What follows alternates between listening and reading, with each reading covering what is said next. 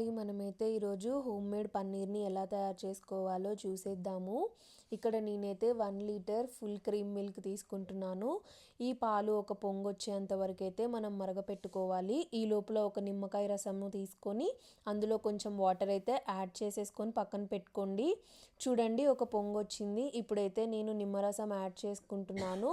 మనం నిమ్మరసం యాడ్ చేయడం వల్ల పాలు అనేవి అయితే విరుగుతాయి. ఒకవేళ మీకు విరిగిన పాలు ఆల్రెడీ ఉంటే ఇలా పన్నీర్ అయితే చేసేసుకోవచ్చు. చూడండి ఒక 5-10 నిమిషాలు పాలు మరగనిచ్చిన తర్వాత మనకైతే పాలు విరిగాయి.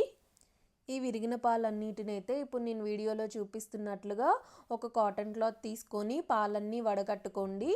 ఇప్పుడు ఈ క్లాత్ని మనం మొత్తం ఒక మూటలాగా చేసుకొని దాని మీద ఒక బరువునైతే ఉంచుదాము. ఇలా మనం ఒక 30 నిమిషాల వరకు పక్కన పెట్టి ఉంచినట్లయితే మనకైతే పన్నీర్ అనేది అయితే రెడీ అయిపోతుంది. బయట కొనకుండా మనం ఇంట్లోనే చక్కగా ఇలా చేసుకున్నామంటే ఎలాంటి ప్రిజర్వేటివ్స్ యాడ్ చేయని హోమ్ మేడ్ పన్నీర్ అయితే మనకి రెడీ అవుతుందండి. ఒక 30 నిమిషాల తర్వాత మనమైతే చూసుకున్నట్లయితే మన హోమ్ మేడ్ పన్నీర్ అయితే పర్ఫెక్ట్గా రెడీ అయిపోతుంది. చూడండి పర్ఫెక్ట్ హోమ్ మేడ్ పన్నీర్ అయితే రెడీ అయిపోయింది.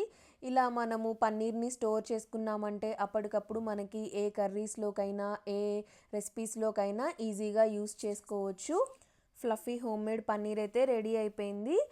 ఒకసారి మీరు కూడా ఇంట్లో ట్రై చేసి ఎలా వచ్చిందో నాకైతే కమెంట్స్లో చెప్పండి. Thank you for watching. Bye.